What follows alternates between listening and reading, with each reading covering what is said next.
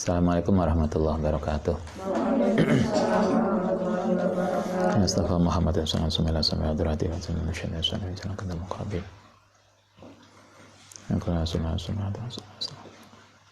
Lillahi ta'ala lahumul fatihah. Bismillahirrahmanirrahim. Alhamdulillahi rabbil alamin arrahman.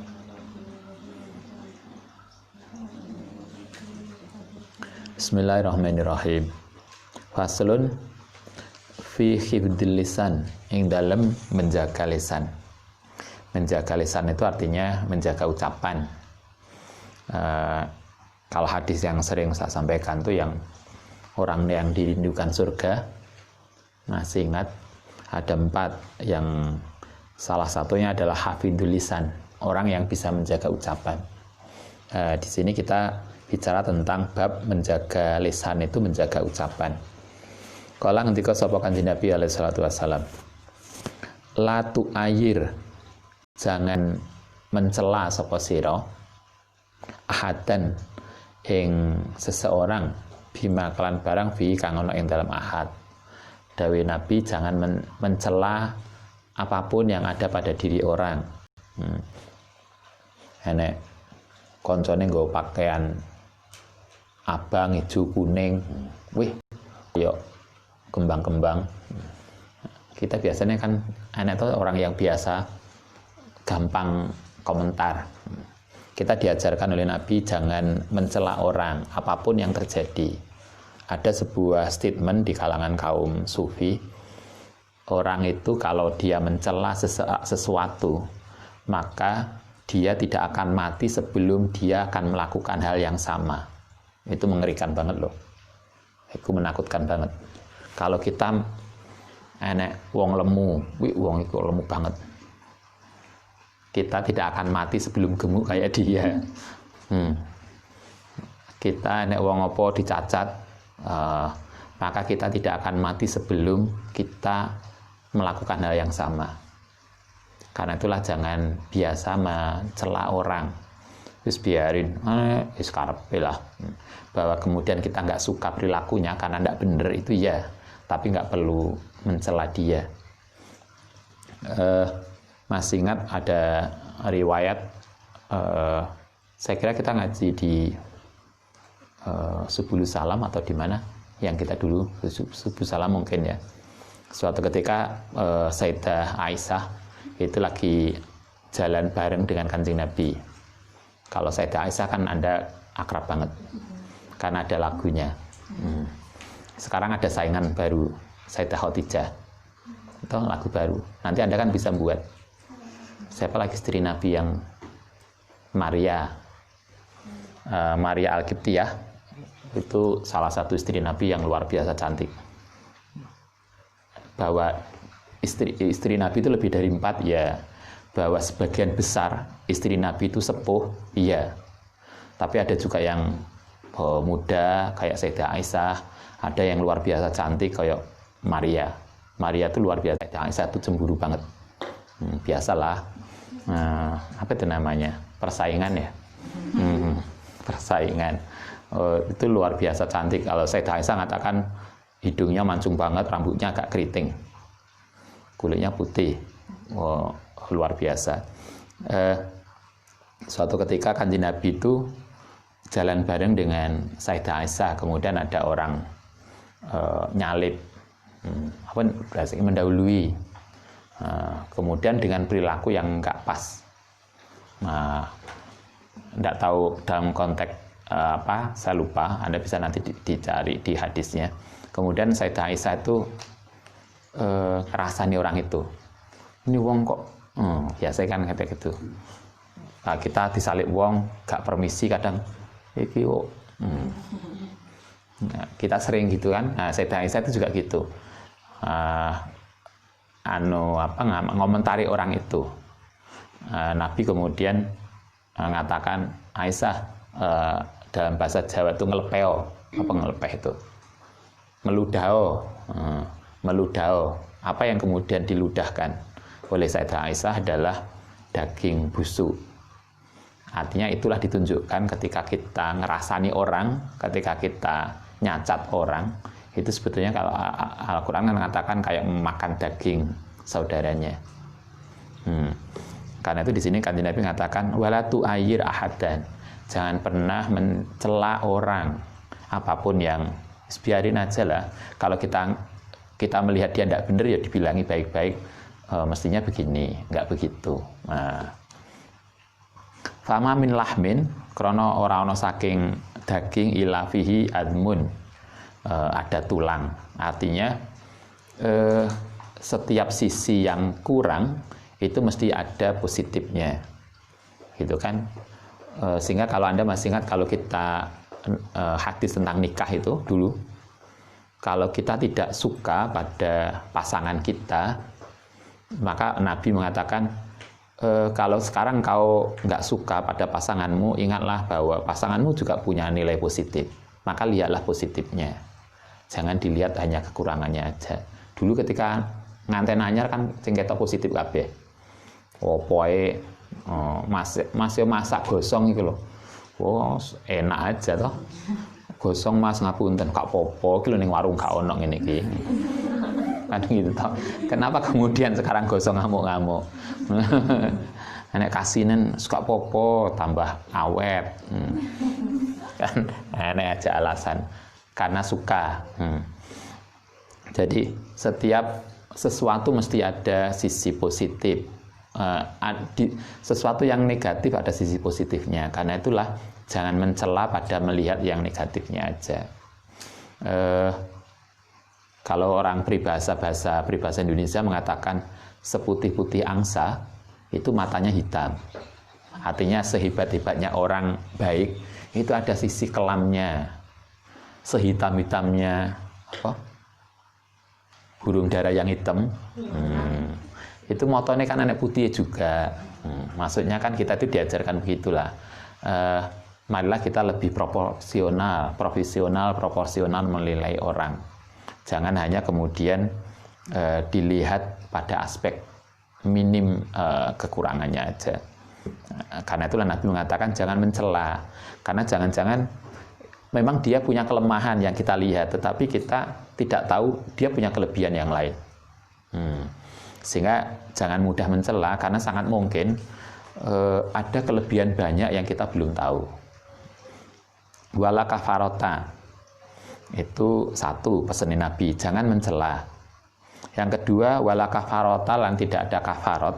Tidak ada kafarot itu apa? Denda ya, atau ganti rugi. Lil hibati, untuk orang yang hibah itu ngerasani, hatta yastahilahu, sehingga minta halal. Kalau kita hibah, maka hibah itu dosanya tidak akan selesai sebelum kita minta halal. Mbak, sepurone ya, saya minta halal, sampean wingi tak rasani. Harus begitu. Kalau belum begitu, maka dosa kita belum terampuni. Itu kan luar biasa.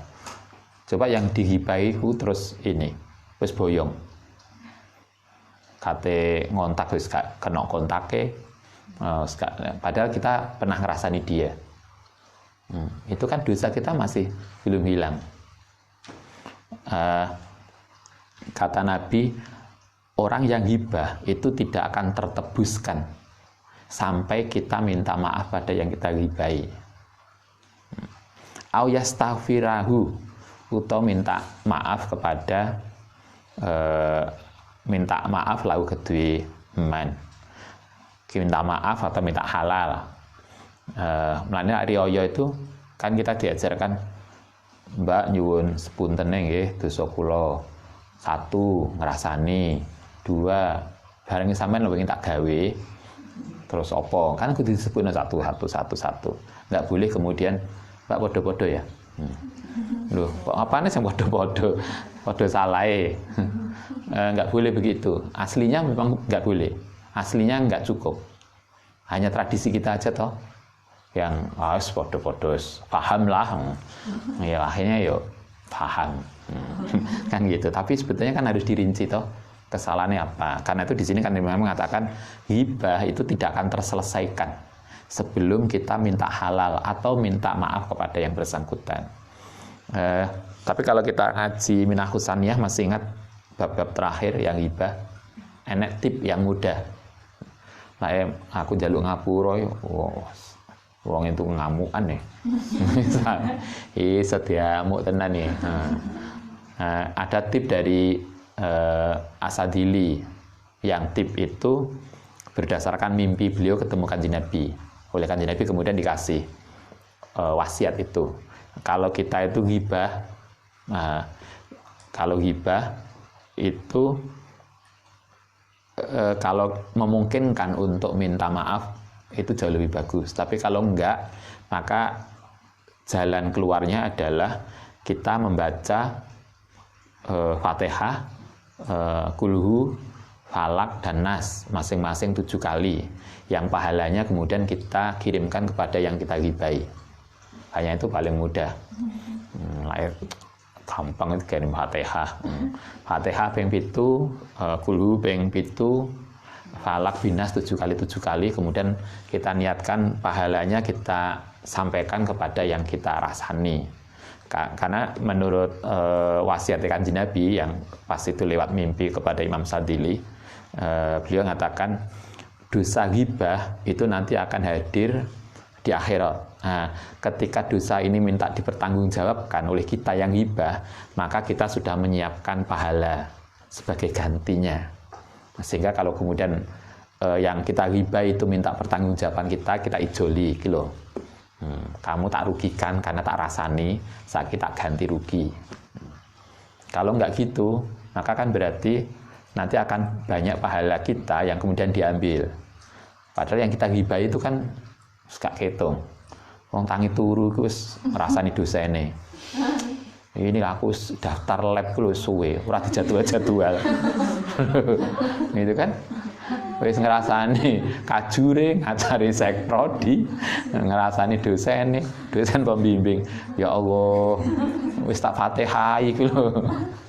KACC. Ya, Pak. Bangun tidur iku wis sing dipikir iku wis semacam-macam. Artinya kan hibah kita tuh banyak.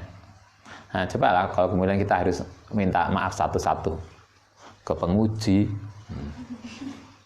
Dulu enek sing ujian nangis-nangis. Mari ngono jeeling sampai wis nikah. Ketemu lagi, dia udah keluar udah nikah, ketemu di Facebook kan. Langsung bilang, "Ustaz, satu yang masih ingat dari jenengan. Saya dulu ujian skripsi jenengan yang nguji dan saya sampai nangis-nangis jadi nggak bisa jawab." Loh, kamu kok nangis di depan? Nah, saya kan nggak tahu kalau kamu nangis saya wis metu. Loh, artinya kan ada hal-hal yang begitu. Karena itulah kemudian Nabi mengajarkan baca Fatihah, baca Kulhu, baca Falak Binas masing-masing 7 kali, yang hadiahnya pahalanya kita sampaikan ke yang kita rasani. Sing dirasani ping pira, dicatet, diidentifikasi.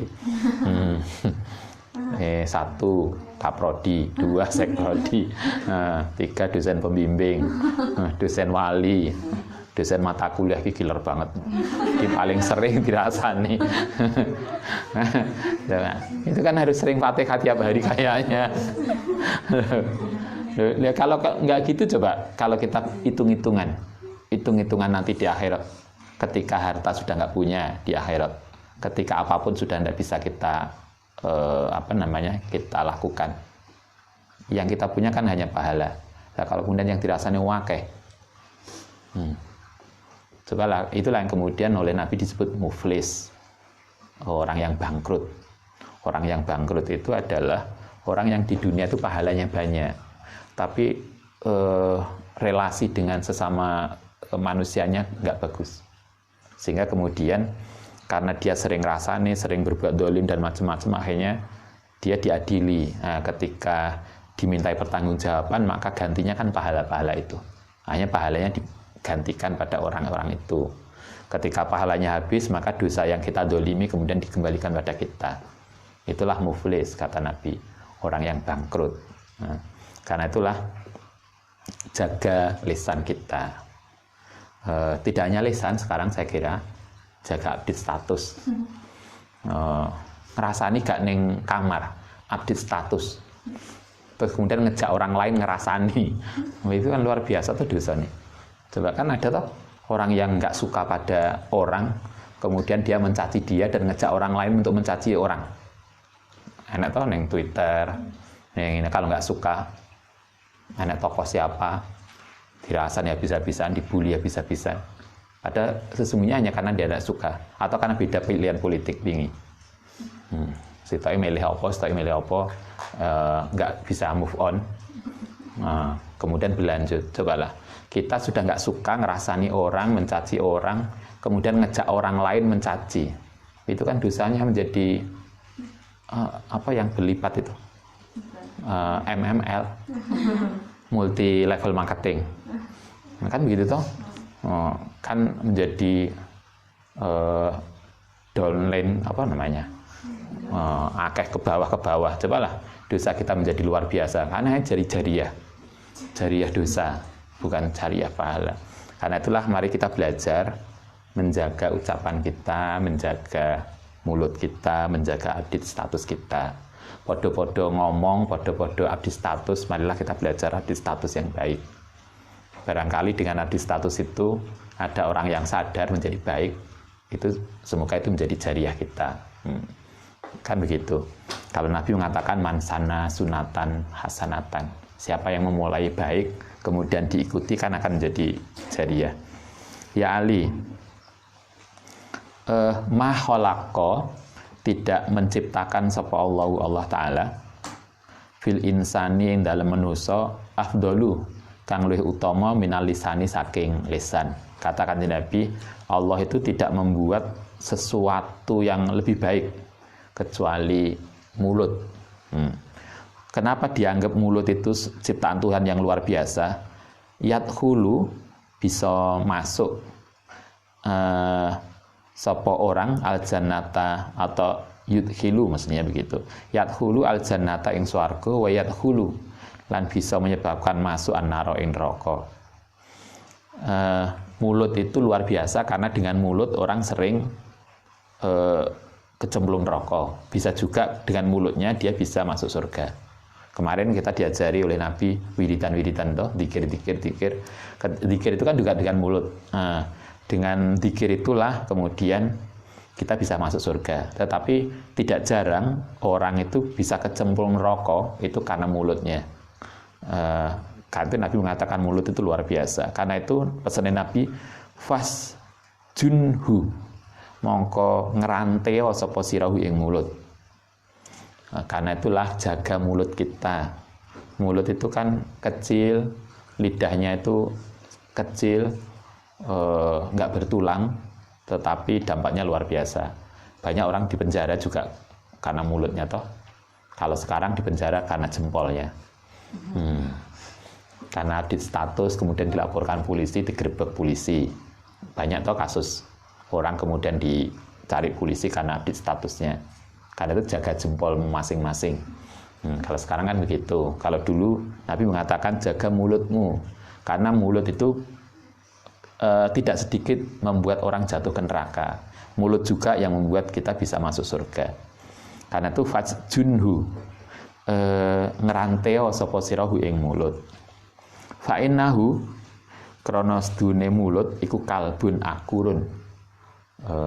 Diumpamakan kayak anjing yang galak. Dia galak banget yang bisa kemudian menggigit orang dan membuat orang terdolimi.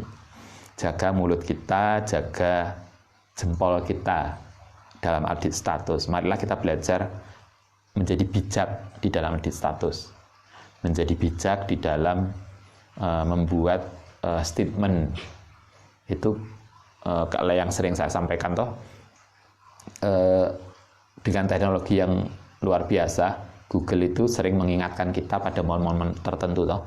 Pada hari ini 10 tahun yang lalu. Metu. Cobalah kita lihat. Kadang kan aneh toh, kok iso ya aku biar nulis kayak gini ki. Kan begitu toh. Cobalah kalau kemudian tulisan-tulisan kita dulu itu yang nggak bagus, penuh caci maki, penuh nyinyir, apa nggak kita nyesel? Kenapa kemudian dulu dan orang yang baca banyak. Karena itu sebelum kita kemudian nyesel nantinya, marilah kita sejak sekarang belajar menulis yang baik, update status yang baik. Apapun yang kita lakukan lah. Kadang kan enak orang-orang yang update foto yang aneh-aneh. Coba nanti lah beberapa tahun lagi kemudian ditampilkan foto Anda yang andelok. Kok iso ya zaman mudaku koyo ngene iki. Itu kan kita kan menjadi malu sendiri. Karena itulah sebelum kita update, pastikan kita tidak akan nyesel nantinya. Adalah kita yang baik, yang kita update. Nah, Nabi mengatakan jaga mulut, jaga ucapan kita, karena itu orang sering terpleset karena mulut kita, karena ucapan kita, tapi juga banyak orang yang kemudian bisa menjadi baik karena ucapannya. Ya Ali, yang ketiga, hadis yang ketiga, latal'an, jangan melaknat. Melaknat itu berarti mendoakan buruk. Musliman ing orang Islam, ing seseorang maksudnya. Jangan suka mendoakan buruk pada orang. Kemarin Ustaz sering melihat, karena kita nggak suka, karena berbeda pendapat, orang tuh gampang banget ndongakno tokoh lain ndang mati. Kemarin kan ramai toh yang Ustaz lihat, ada beberapa tokoh yang karena dia kenceng menyampaikan pendapatnya dan itu berseberangan dengan kelompoknya, kemudian ada yang, saya mendoakan semoga sebulan ke depan Anda celaka, keluarga Anda ini, Anda. Duh, kenapa kita begitu? Itu niru sopo. Kanjeng Nabi tidak pernah begitu. Kalau kita Muslim dan kita mengikuti sunnah Rasul, Rasul tidak mengajarkan begitu. Terus itu niru sopo. Nabi mengatakan jangan melaknat orang, jangan mendoakan buruk orang. Senakal-nakalnya, apalagi pada anak Anda, kalau Anda jadi ibu, Anda kan harus sabar. Katanya kalau peribahasa Indonesia, kalau Anda jadi orang tua, jadi ibu, maka jadilah Anda seperti laut. Laut itu menerima apapun kotoran dari sungai, tetapi apapun itu tidak akan merusak laut. Ibu kan juga gitu toh. Apapun keluh kesah anak ditampung aja dan itu tidak akan merubah kita. Jadilah ibu yang kayak ngono. Aja kok anake wis sumpek curhat, ibuke ya sumpek. Akhirnya terus anaknya curhat ke siapa? Latihan jadi ibu lah. Nah, Mbak, sapa sing perlu curhatlah ke saya. Saya latihan jadi ibu yang baik. Ya enggak apa-apa lah mau begitu. Loh kan bisa toh latihan. Saling curhatan bukan apa untuk melatih kepribadian misalnya. Kalau peribahasa Indonesia kan begitu toh. Jadilah orang tua yang seperti laut itu. Dia bisa menampung apapun. Jadi apapun kotoran seberapapun banyak dari sungai, itu dia bisa tampung semuanya dan itu tidak akan merubah laut, dia tetap asin. Apapun keluh kesah anak itu dia tidak akan membuat emosi, dia akan santai aja dan dia tampung semuanya. Mestinya begitu orang tua. Karena itu kalau Anda jadi orang tua, jangan pernah mendoakan yang buruk pada anak, karena doamu, doa orang tua itulah menentukan nasib anakmu. Nasib anakmu ada di kata-katamu. Hati-hati mengucapkan. Kadang disebar. Anak nakal itu lagi ketemu neng PKK. Itu pameran nakal anak. Sing stok ibu ngomong, anakku Mbak, ya Allah, wah sampean anakku lebih parah Mbak. Lu kenapa kok? Kan ada tau gitu. Pertemuan yang pameran. Kenapa kemudian menjadi bangga dengan anaknya yang nakal? Koyoke semakin nakal anak itu semakin heboh. Kenapa kemudian begitu? Mestinya kan ya senakal anak kita biarin lah, kita nggak perlu diceritakan orang. Itu kita nikmati sendiri aja. Ada tuh iklan, pokoknya anak semua macem-macem. Tetap aja dia bilang pinter, hebat, anak saya kreatif, merusaknya sembarang-barang, kreatif. Ini walaupun pegel banget ya wis lah. Orang tua kan harus sedalam laut. Katanya begitu, hati kita harus sedalam laut menghadapi anak-anak yang luar biasa. Toh anak-anak itu kan kita rindukan kehadirannya dulu. Karena itu yus dinikmati aja kalau anak-anak gak patah iso turu ya. Ya anggap aja hiburan kan begitu. Artinya kan kita itu bagaimanapun jangan pernah melaknat orang. Apalagi kalau Anda jadi orang tua. Masih ingat siapa? Sudes ya?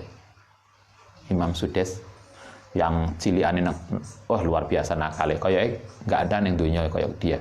Nah, menurut riwayatnya loh.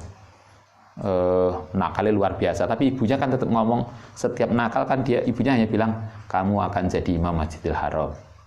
Coba lain nakalin dulu ceritane. Ibunya masak, wis mateng ono tamu. Tamu mau dimasakan, masakan sudah di atas meja. Sudes kecil nggawa pasir diblekno ning makanan. Coba kalau Anda jadi ibunya.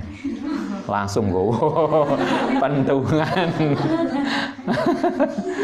Nah, cobalah kayak gitu ya. Kayak kita belum bisa bayangkan deh. Makanan udah siap di meja untuk tamu yang dengan susah payah untuk menghormati tamu. Enak aja Sudes kecil ya. Nggawa pasir kemudian diblekno ning makanan. Tapi ketika itu kan ibunya bilang, anakku akan jadi imam Masjidil Haram. Kayak akhirnya kan terbukti toh doa ibu yang kemudian menentukan. Sekarang siapa yang nggak kenal dengan beliau? Nah, kalau Anda jadi ibu begitulah. Kan untung banget toh anak-anak Anda punya ibu kayak itu. Kayak ibu ngamuan.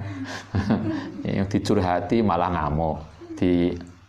Marilah kita, oke lah mungkin orang tua kita tidak seideal yang kita bayangkan. Tapi marilah kita menjadi orang tua yang ideal untuk anak-anak kita. Nggak usah ngerasani wong tua. Orang tua saya loh, Ustaz. Biarin lah. Tapi marilah kita belajar menjadi tidak seperti beliau. Kalau kita merasa orang tua kita tidak seideal yang kita pikirkan, terus biarin aja, itu beliau masa lalu. Tapi marilah kita jangan meniru beliau. Kita menjadi lebih baik. Jangan kemudian, wah si umikku is ngono, nah, aku yang niru. Itu apa bedanya kamu dengan dia? Kalau kita merasa beliau itu tidak sebagus yang kita harapkan, marilah kita tidak meniru beliau, sehingga kita akan menjadi ibu yang terbaik untuk anak-anak kita nanti. Itu penting. Walatal'an musliman, jangan melaknat, mendoakan buruk pada seseorang. Waladabatan, coba. Jangan juga kepada binatang. Nek kucing ngentekno wis kadung dimasak. Ini anjane kucing kurang ajar. Golek pentungan guber di mana. Kata Nabi, tidak hanya orang, binatang pun waladabatan. Jangan juga melaknat binatang. Nabi itu kan nggak pernah bahkan saking begitu sayangnya, saya nggak tahu riwayat ini sahih atau tidak, tapi pernah suatu ketika dalam sebuah riwayat, sekali lagi saya nggak tahu ini sahih atau tidak, tapi begini, suatu ketika serbani Nabi itu ditiduri kucing, karena khawatir mau sholat itu kucing itu terbangun kalau diambil. Itu kemudian Nabi berkenan tidak mengambil serban itu.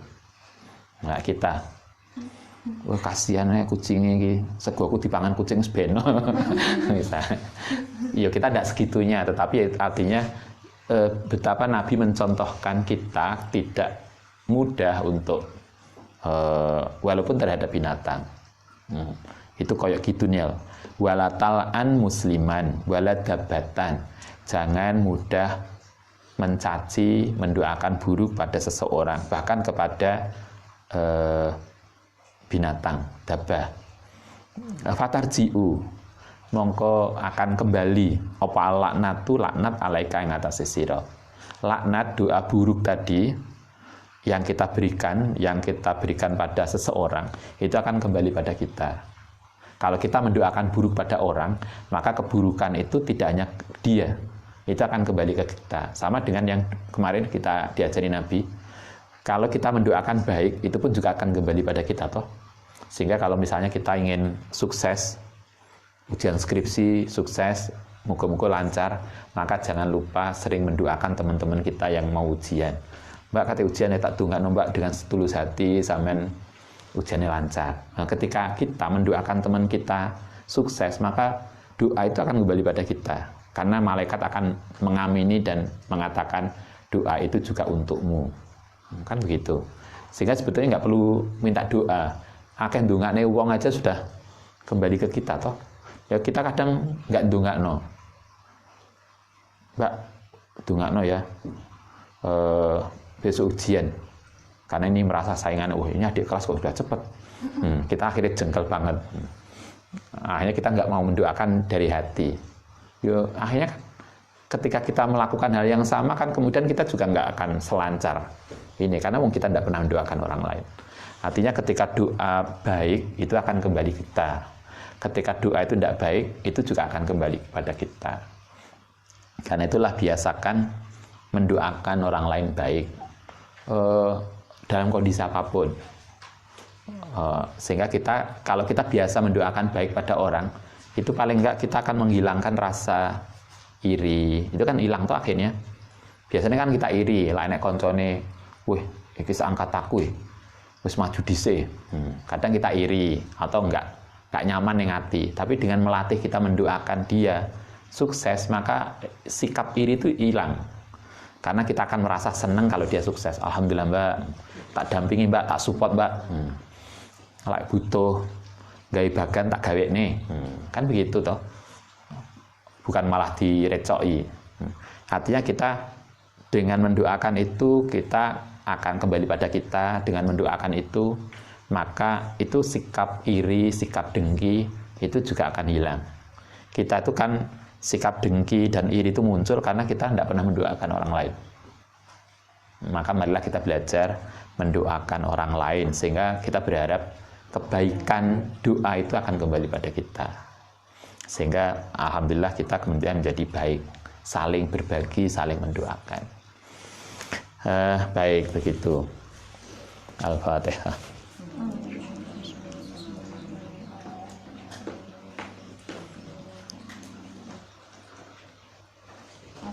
Rabbana fa'alna bibarhamdana wa kalimna wa biwakina wa fakihana wa rahmati wa kabirina Rabbana fa'alna bibarhamdana wa kalimna wa biwakina wa fakihana wa qarabati Subhanallah. Assalamualaikum warahmatullahi wabarakatuh.